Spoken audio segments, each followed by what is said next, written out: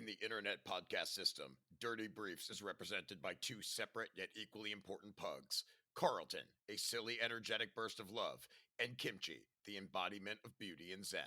These are their stories. Bum. In 2013, Carlton was born into the family of one of the richest drug cartels in Tijuana, Mexico. The 16-room mansion was already a zoo of animalia. Being that this family had their pockets in every Mexican government agency, they were able to buy exotic animals from all over the world. Their estate included 15 horses, 8 emus, 5 Komodo dragons, a giraffe, and 3 zebras, which many people in the neighborhood speculated were just horses that were painted daily with black and white stripes. No one could prove this or would go after it, but the local paint shop was constantly filling orders for not just gallons, but entire drums of paint that were being shipped directly to the estate. People also heard rumors of a rhinoceros that roamed the farmlands, but surveillance videos have claimed it was simply one of the fatter horses with bad skin and a carrot glued to his forehead.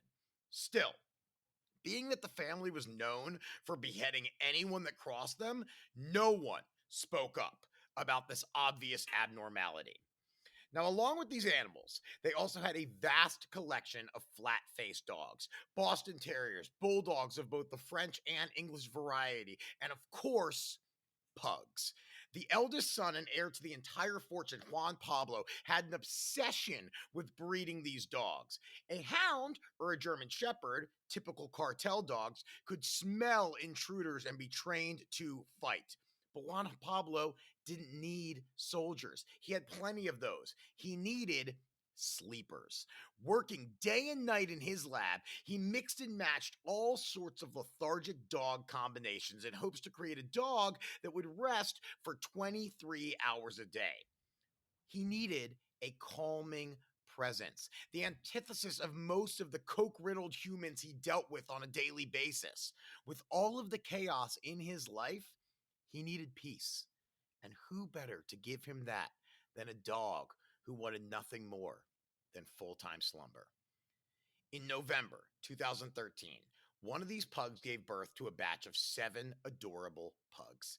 Now, if you have ever seen a baby pug, you understand the definition of cute. Their bobbleheads are bigger than the rest of their body, adorable. Their eyes are bulging out of their skulls.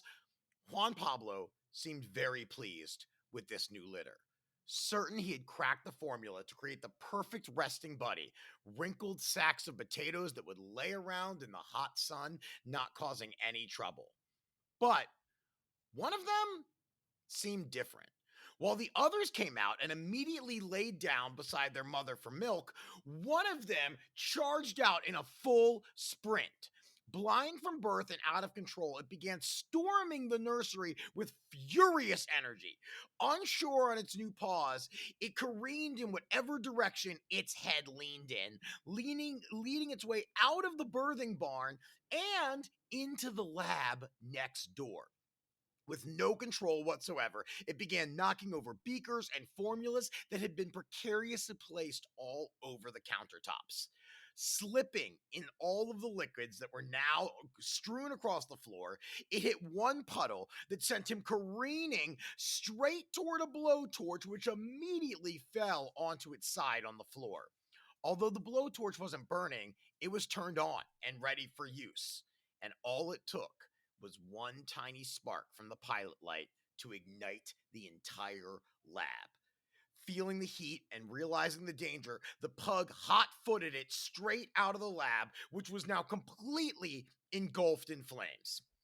Looking for safety, the pug nestled itself under some large burlap sacks it found outside. What it didn't know, of course, was this was a stockpile of cocaine. Hundreds of kilos that had not yet been shipped out. One sniff was all it took. A tiny sprinkle of booger sugar went directly into its nose, immediately circulating throughout his baby bloodstream, forever energizing him with the speed of 1,000 pugs. Like a cannon that has just exploded, he shot off into the night away from the estate. No one knows what happened. Next, he was found 6 weeks later, roaming the streets of Tijuana, slurping up shots that spilled off of the outdoor bars. It was there that he was scooped up by a rescue service, who then shipped him off to Los Angeles. When he was only 10 weeks old, we adopted him from a former Playboy playmate who had fostered him. And now, 10 years later, he still snuggles in our arms, curls up next to us, barks out the window in a constant search for more Coke. Now, that's Carlton. But that's only one of our pugs because we have another one. And this one we got from Korea. This is her story. Open scene, a puppy mill in Korea.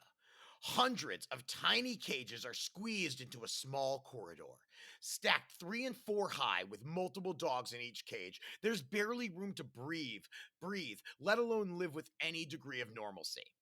Long, uncut nails scratch at empty bowls of food. Constant barking and whimpers resonate throughout the hallway. Human presence is seldom at best, as these animals are shown only the most basic amenities. Many of them struggle to stay alive, lingering on to any hope that one day they might be rescued. Suddenly, one of the doors to a cage bursts open. A 5-year-old pug saunters through the grated entry. Her stomach hangs low from being overbred, barely floating above the ground beneath. Someone accidentally left her bolt unlocked, and she knows she only has one opportunity to escape. It's the chance she's been waiting for since she first realized her life would be spent in captivity. Sunshine is as foreign a concept as the ocean. Her only knowledge of the world is inside the cold sterility of this tiled prison. So she goes for it, using all 4 of her stumpy little legs to carry her to a freedom that may or may not exist. Along the way, she unhitches as many latches as she can. She doesn't have much time, but she knows that she must do all she can to save the others. Our little Harriet Pugman. Thoughts of her babies fill her wrinkled little head, each one being stripped from her the moment they were old enough to be on their own. She was used. Nothing more than a pincushion to pump out baby pugs that would be sold into slavery as well. It pained her with every fiber of her being. But alas, this is the life she was born into. But this is her moment. And she isn't going to let it slip away without a fight. She barrels toward a door that she has never been on the other side of. Of course, she's dreamed of this moment, but even in her greatest visions, she could never know the life that awaited her on the other side. She was close. Herself and 40 other pugs were now hobbling toward the massive entry. The smell of victory and grass and God knows what else was awaiting her on the other side. If only she could make it through. Pfft. Enter Kill Shelter Assassin. He stands, collars and leashes in hand, blocking the doorway. A maniacal laugh escapes his tiny yet sturdy frame. Onion Margot. Not today. He laughs again, shutting the door. The gorgeous, fearless pug turns to the others. So close, she whispers. The disappointment is thick in the air. But suddenly, without warning, the door bursts open. A horde of ninjas wearing fawn-colored furry suits bursts through the entryway. The assassin attempts to pull his knife, but it's too late. The ninjas, faster than the bullet train that took them there, have overpowered him. Using his own leashes, they hog-tie him, shove him into one of the tiny cages, and close the gate. The whimpers of the animals turn into cries of happiness as all of them are released. Life breathes through them again. The ninja opens the door where they not only see the outside world, but a plane waiting for them. Stunning kittens are their flight attendants, showering them with unlimited wet food and toys, so new they still have the squeakers in them. They are Los Angeles bound, ready to begin their new life. Not as slaves, but as princes and princesses who will be adorned with love and admiration for the rest of their days. maybe that's not exactly how Carlton and Kimchi got here, but that's my story that I like to tell because I don't know what happens to a rescue before they come into your life. Sometimes you get a little bit of a story, but other times you don't. And I think the best thing you can do is come up with your own. Something fun, something silly, something that gives them a larger than life presence because that's what they bring to you every single day. What do your dogs mean to you? Look at them and think of a backstory that completes everything that you see when you look at them.